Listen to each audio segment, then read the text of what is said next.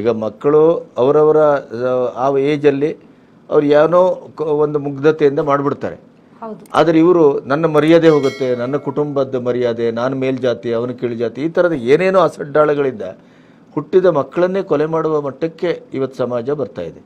ಆ ಕಾರಣದಿಂದ ಇದು ಆಗತ್ತೆ ಅಂತಾದರೆ ಇದನ್ನೊಂದು ಸ್ವಲ್ಪ ವಿವರಿಸಿ, ಒಂದು ಸ್ವಲ್ಪ ಸಾರ್ವಜನಿಕವಾಗಿ ಗೊತ್ತಾಗಲಿ, ಅದನ್ನು ಒಂಚೂರು ವಿವರಿಸಿ. ಇದನ್ನ ತುಂಬಾ ಎಪಿಸೋಡ್ಸ್ ಅಲ್ಲಿ ನಾನು ಹೇಳ್ತಾ ಇದ್ದೀನಿ ಸರ್. ಇದು ಏನ್ ಗೊತ್ತಾ, ಮಕ್ಕಳನ್ನ ಯಾವುದೇ ಕಾರಣಕ್ಕೂ ಕಟ್ಕೋಬಾರ್ದು. ಮಕ್ಕಳೇನು ಅದೇ ಈ ಹದಿಹರಿಯದ ಮಕ್ಕಳು ಏನು ಮಾಡ್ತಾರೆ ಅಂದರೆ ಆ ಟೈಮಲ್ಲಿ ಸರ್ ಅವ್ರ ಹಾರ್ಮೋನ್ಸು ಹಾಗೆ ಇರುತ್ತೆ, ಆ ಹಾರ್ಮೋನ್ ಅವರು ಬೆಳೀತಾರಂತಹ ವಾತಾವರಣನೂ ಆಗಿರುತ್ತೆ. ಈಗಿರುವಂತಹ ಒಂದು ಫಿಲಮ್ಗಳಿರ್ಬೋದು, ಈಗಿರುವಂತಹ ಇದಿರೋದು ಪ್ರತಿಯೊಂದು ಲವ್ ಇವೆಲ್ಲ ಮಾಡ್ಕೊಳ್ಳೋ ಬದಲು, ಮೊಬೈಲ್ಸ್ ಇವೆಲ್ಲ ಮಾಡೋ ಬದಲು ನಾನು ಎಲ್ರಿಗೂ ಅದನ್ನು ಹೇಳ್ತಾ ಇರೋದು. ಬಟ್ ತುಂಬ ಜನ ತಂದೆ ತಾಯಿ ನನ್ನ ಹತ್ರ ಬರ್ತಾ ಇದ್ದಾರೆ, ತುಂಬ ಅಂದರೆ ತುಂಬ ಜನನೇ ಬರ್ತಾ ಇದ್ದಾರೆ ನನ್ನ ಹತ್ರ ಬಂದು ರೇಖೆಯನ್ನು ಕಲ್ತ್ಕೊತಾ ಇದ್ದಾರೆ, ಮಕ್ಕಳನ್ನ ಚೇಂಜ್ ಮಾಡ್ಕೊತಾ ಇದ್ದಾರೆ. 100% ಮಾಡ್ಕೋಬೋದು. ಕೊನೆಗೆ ಅವರೇ ಹೇಳ್ತಾರೆ ಬೇಡ ಅಂತ, ನಮಗೆ ಮದುವೆ ಬೇಡ ಅಂತ ಅವರೇ ಹೇಳ್ತಾರೆ. ನೋಡಿ, ಇನ್ನೊಂದು ಉದಾಹರಣೆ ಹೇಳ್ತೀನಿ ಕೇಳಿ. ಒಂದು ಹುಡುಗ, ಒಂದು ಮೆಡಿಕಲ್ ಫೀಲ್ಡಲ್ಲಿ ಇರೋಂಥ ಒಂದು ಹುಡುಗ, ಈಗ ಮೋಸ್ಟ್ಲಿ ಅದು ಕೇಳಿದ್ರೆ ಅವನಿಗೆ ಗೊತ್ತಾಗುತ್ತೆ, ನನ್ನ ಬಗ್ಗೆನೇ ಹೇಳಿದ್ದಾರೆ ಅಂತ ಮೋಸ್ಟ್ಲಿ ಗೊತ್ತಾಗುತ್ತೆ ಅವನಿಗೆ. ಇದು ಒಂದು 1 ಇಯರ್ ಇಲ್ಲ ಇನ್ನು ಈ ಘಟನೆ ನಡೆದು. ಒಂದು ಹುಡುಗಿನ ಲವ್ ಮಾಡ್ತಾ ಇದ್ದ. ಫುಲ್ಲು ಕೆಲಸ ಕಾರ್ಯ ಎಲ್ಲ ಬಿಟ್ಬಿಟ್ಟು ಎಲ್ಲವನ್ನ ಹಾಳು ಮಾಡ್ಕೊಂಡ್ಬಿಟ್ಟು ನನ್ನ ಹತ್ರ ಬಂದ. ಅದು ಯಾವುದೋ ಒಂದು ಹಬ್ಬ ಹೊತ್ತು, ಮನೇಲಿ ನಾನು ಹಬ್ಬ ಮಾಡೋಕ್ಕೂ ಬಿಟ್ಟಿಲ್ಲ ಅವನು. ಇಲ್ಲ ಮೇಡಮ್, ನಾನು ಸತ್ತೋಗ್ಬಿಡ್ತೀನಿ ಇವತ್ತು, ನೀವು ಬಂದಿಲ್ಲ ಅಂದರೆ ನನಗೆ ಇವತ್ತು ಅಪಾಯಿಂಟ್ಮೆಂಟ್ ಬೇಕೇ ಬೇಕು ಅಂತ. ನಾವು ಹಬ್ಬ ಸಹ ಮಾಡಿಲ್ಲ, ಹೋಗಿ ಅವನಿಗೆ ಇದು ಮಾಡಿದೆ. ಅವನ ಪ್ರಾಬ್ಲಮ್, ಒಂದು ಹುಡುಗಿನ ಲವ್ ಮಾಡ್ತಾಯಿದ್ದೀನಿ, 4-5 ವರ್ಷದಿಂದ ಲವ್ ಮಾಡ್ತಾಯಿದ್ದೀನಿ. ಅವಳು ಹ್ಞೂ ಅಂದ್ಕೊಂಡಿದ್ಲು. ಈಗ ನನ್ನನ್ನು ಬಿಟ್ಬಿಟ್ಟು ಬೇರೆಯವ್ರ ಜೊತೆ ಬಿಟ್ಬಿಟ್ಟು ನಾನು ನಿನ್ನ ಜೊತೆ ಮದುವೆ ಬೇಡ ಅಂತ ಇದ್ದಾಳೆ, ನಾನು ಸತ್ತೋಗ್ಬಿಡ್ತೀನಿ, ನಾನು ಬದುಕೋದಿಲ್ಲ ಅಂತ ಬಂದು ಇದು ಮಾಡ್ದೆ. ಸರಿ, ನಿಂಗೆ ಈಗ ಹುಡುಗಿ ಬೇಕಷ್ಟೇ ಅಲ್ವಾ ಅಂತ ನಾನು ಕೆಲವು ರೇಖೆಯಲ್ಲಿ ಟೆಕ್ನಿಕ್ಸು ಅದನ್ನೆಲ್ಲ ನಾನು ಅವನಿಗೆ ಹೇಳಿಕೊಟ್ಟು ಆದ ಮೇಲೆ ಅವನು ರೇಖೆ ಮಾಡ್ಕೊಳ್ಳಿಕ್ಕೆ ಅವನು ಶುರು ಮಾಡಿದ್ಮೇಲೆ ಇಲ್ಲಿ ನಾನು ನೋಡಿದಾಗ, ಅಂದರೆ ನಾನು ಕೆಲವು ಪೇಷಂಟ್ಗಳ ಬಗ್ಗೆ ನೋಡ್ತಾ ಇರ್ತೀನಿ ನಾನು ಡ್ರೀಮ್ ಟೆಕ್ನಿಕಲ್ಲಿ ನೋಡಿದಾಗ, ಆ ಹುಡುಗನಿಗೆ ಅವನಿಗೆ ಯಾವುದೇ ಕಾರಣಕ್ಕೂ ಆಗಿ ಬರೋದಿಲ್ಲ. ಅದು ಸಂಖ್ಯಾಶಾಸ್ತ್ರದಲ್ಲಿ ಇರ್ಬೋದು, ಅಥವಾ ಅವನು ಹೇಳ್ದಂಥ ಕ್ಯಾರೆಕ್ಟರ್ಗೂ ಇವನಿಗೂ ಸೆಟ್ ಆಗೋವಂಥ ಹುಡುಗಿನೇ ಅಲ್ಲ ಅದು. ಈ ಥರ 2 ಕೇಸು ನಾನು ಮಾಡಿರೋದು, ಒಂದಲ್ಲ 2 ಕೇಸು ಇರ್ಬೋದು. ಇವನೇನು ಮಾಡಿದ, ರೇಖೆ ಮಾಡ್ಕೊಳ್ಳೋಕ್ಕೆ ಶುರು ಮಾಡ್ದ. ರೇಖೆ ಏನು ಮಾಡುತ್ತೆ ಅಂದರೆ, ರೇಖೆಲಿ ಒಂದು ಅದ್ಭುತವಾದ ಒಂದು ಪವರ್ ಇದೆ. ಏನಂದರೆ, ಈಗ ನನಗೆ ಇಂಥ ವಸ್ತು ಬೇಕು ಅಂತ ರೇಖೆ ಮಾಡ್ಕೊಂಡಾಗ ಅದೇನು ಮಾಡುತ್ತೆ ಗೊತ್ತಾ, ಆ ವಸ್ತುವಿಂದ ನಿನಗೆ ಅನುಕೂಲ ಆಗಂಗಿದ್ರೆ, ಆ ವಸ್ತುವಿಂದ ನಿನಗೆ ಪಾಸಿಟಿವ್ ಆಗಂಗಿದ್ರೆ ಮಾತ್ರ ಆ ವಸ್ತುವನ್ನು ತಂದ್ಕೊಡುತ್ತೆ, ಇಲ್ಲ ಕಿಲೋಮೀಟರ್ ಗಟ್ಟಲೆ ದೂರ ಮಾಡಿಬಿಡುತ್ತದು.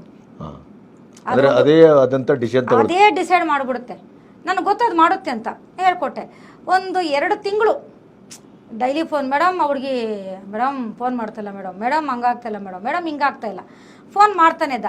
ಆಗುತ್ತೆ ಇರಪ್ಪ ನೋಡಿ, ಹೆಸರು ಬಂದ್ಬಿಡ್ತೀವಿ ತಕ್ಷಣ ಬಾಯಲ್ಲಿ. ಅದಕ್ಕೆ ಇವಾಗೂ ನನ್ನ ಜೊತೆ ಕಾಂಟ್ಯಾಕ್ಟಲ್ಲಿದ್ದಾನೆ ಅವನು. ಹೇಳ್ತಾ ಬಂದೆ. ಆಮೇಲೆ ಒಂದು ಸ್ವಲ್ಪ ದಿನ ಆದಮೇಲೆ ಫೋನ್ ಮಾಡ್ದೆ, ಮೇಡಮ್ ನಂಗೆ ಆ ಹುಡುಗಿ ಬೇಡ ಮೇಡಮ್. ನಂಗೆ ಯಾರಿಗೆ ಬೇಕು ಮೇಡಮ್ ಅವಳು, ನಂಗೆ ಆ ಹುಡುಗಿ ಬೇಡ. ಯಾಕಪ್ಪ ಅದ ಮೇಡಮ್, ದಿನಕ್ಕೆ ಒಬ್ಬೊಬ್ಬರ ಜೊತೆ ಇರ್ತಾಳೆ ಮೇಡಮ್ ಆ ಹುಡುಗಿ, ನನಗೆ ಆ ಹುಡುಗಿ ಬೇಡ ಮೇಡಮ್. ಈಗ ನಾನು ಒಂದು ಅದನ್ನು ಹೇಳ್ಬಿಡ್ತಾ ಇದ್ದೀನಿ, ಈ ಥರ ಏನೋ ಒಂದು ಇದು ಓಪನ್ ಮಾಡ್ತಾಯಿದ್ದೀನಿ, ನೀವು ಓಪನಿಂಗಿಗೆ ದಯವಿಟ್ಟು ನೀವು ಬರಬೇಕು, ನಾನು ಇನ್ವಿಟೇಷನಲ್ಲಿ ನಿಮ್ಮ ಹೆಸರು ಹಾಕಿದ್ದೀನಿ, ನೀವು ಬರ್ತೀರಾ ಅಂತ ದಯವಿಟ್ಟು ಬರಬೇಕು ಅಂದರು. ನಾನು ಹೋಗೋಕ್ಕಾಗಿಲ್ಲ. ಮತ್ತು ಅದೇ ಥರ ಒಂದು ಶಾಪನ್ನು ಮತ್ತೆ ಇನ್ನೊಂದು ಮಾಡ್ದೆ, ಅದಕ್ಕೂ ಕರೆದ ಹೋಗೋಕ್ಕಾಗಲಿಲ್ಲ.